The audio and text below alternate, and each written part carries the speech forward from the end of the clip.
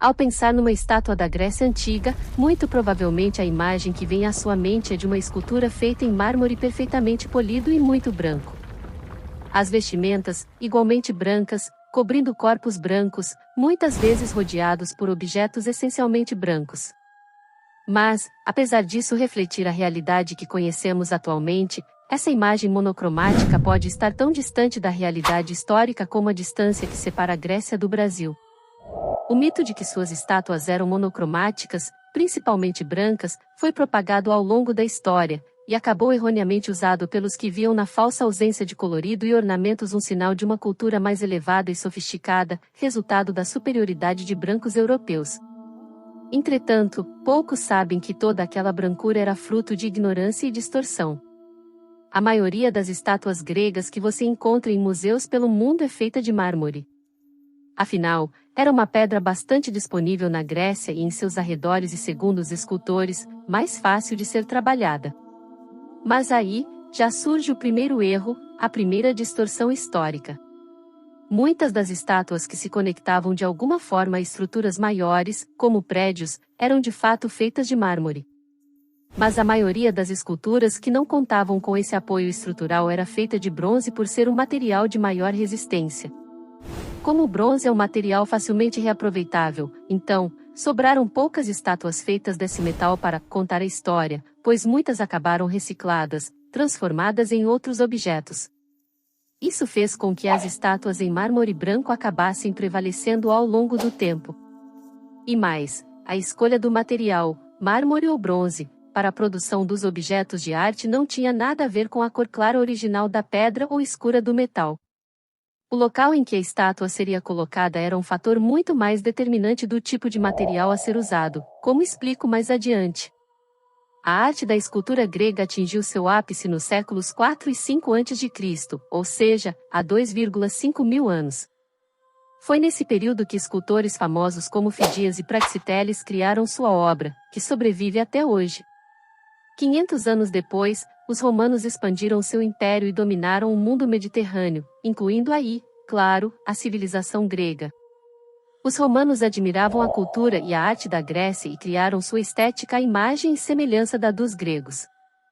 Sendo assim, a demanda por réplicas de estátuas gregas era enorme no Império Romano.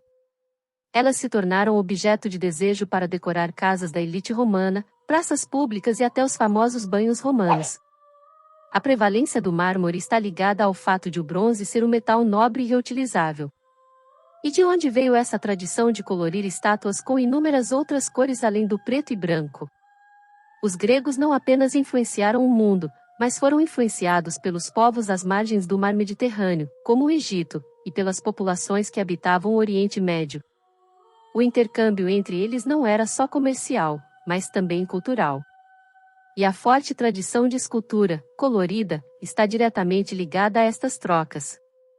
Ou seja, não é verdade que ao atingir o que se considera ser o ápice de sua civilização, os gregos rejeitaram a influência recebida tendo excluído as cores. Mas como se formou a ideia de uma antiguidade incolor? Primeiro vamos observar a Idade Média. A chamada Idade das Trevas foi um período em que a apreciação da cultura grega antiga se perdeu, junto com o fim do Império Romano do Ocidente. Isso abriu caminho para a arte sacra medieval e suas pinturas de passagens da Bíblia em cores fortes e vibrantes. Foi só no final do século XV que a Antiguidade Clássica voltou a despertar interesse. Era o início do período que ficou conhecido como Renascimento. O mito da escultura em mármore branco foi inventado pelo Renascimento italiano. O Renascimento queria fazer uma distinção do que havia antes da arte cristã. Eles queriam voltar à antiguidade, à era pré-cristã, ter uma aparência icônica do que era feito. Então eles ressuscitaram a antiguidade e a definiram como branca. Mas a maioria dos templos e das estátuas havia perdido grande parte da cor. Afinal, cerca de 2000 anos haviam se passado desde que os originais gregos coloridos tinham sido produzidos. E essa arte pálida e desbotada caiu como uma luva, já que o objetivo dos renascentistas era se diferenciar da arte sacra, extremamente colorida e considerada por eles vulgar do ponto de vista artístico. Mas fica a pergunta: Será que os renascentistas que criavam ali uma estética que seria tão influente não notaram os vestígios de pigmentos de cor nas estátuas? É bem possível que tenham visto sim, considerando análises como a de Brinkmann de que até hoje é possível ver a olho nu a cor original de algumas estátuas. Mas não seria necessário depender apenas dos olhos. Havia referências às cores também em Platão, filósofo grego, considerado o pai da filosofia política. Platão escreveu no século IV a.C. que os olhos de uma estátua mereciam as mais belas das cores, já que eram a parte mais bonita do corpo. Mas referências como essa podem ter sido ignoradas por vários motivos. A Europa não era muito educada nem muito interessada. Mas queria se livrar da opressão da Igreja. Produziram, então, um ideal, diz Vincent Brinkmann. Ele acrescenta que, assim, o mármore branco e o bronze escuro passam a ser usados como um símbolo de sofisticação do pensamento europeu. Naquela época, esculturas gregas e romanas foram redescobertas no antigo território do Império Romano. E os artistas renascentistas tentaram reproduzir as obras. Peças icônicas do Renascimento, como o David de Michelangelo, foram inspiradas nessa busca por uma referência na antiguidade clássica. Escavação reveladora, a Artemis de Pompeia. Foi finalmente em 1760, em Pompeia, ao pé do Monte Vesúvio, que uma estátua preservada pela lava lançada pela erupção devastadora do vulcão no primeiro século da chamada Era Cristã, trouxe à tona o que a história havia apagado. A Artemis de Pompeia calçava sandálias e tinha seus cabelos em vermelho. Foi uma descoberta histórica. Eram numerosos e visíveis os vestígios de cor na pele e nas roupas da estátua. As cinzas do vulcão que a cobriram em 79 d.C. tinham preservado parcialmente as cores. O arqueólogo e historiador Johann Winckelmann, considerado um dos pais da história da arte clássica, viu a estátua 2 anos após a descoberta e pôde constatar a existência de cor. Muitos dizem que Winckelmann se recusou a aceitar que a estátua era grega. Para ele, a Artemis de Pompeia era provavelmente etrusca, uma civilização mais antiga, e considerada por ele menos sofisticada do que a grega, que ele e seus contemporâneos admiravam.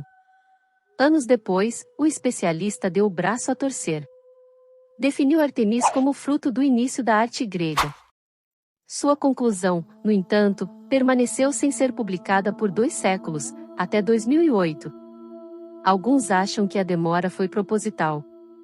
E as provas não vieram apenas com Artemis. Um afresco, também descoberto em Pompeia, mostra uma mulher claramente pintando uma estátua, e com muitas cores. Portanto, é justo dizer que no fim do século XIX ficou evidente que a antiguidade era colorida. Mas, apesar de todas essas descobertas, nosso gosto continuou sendo moldado por uma estética sem cores quando se pensa na Grécia Antiga.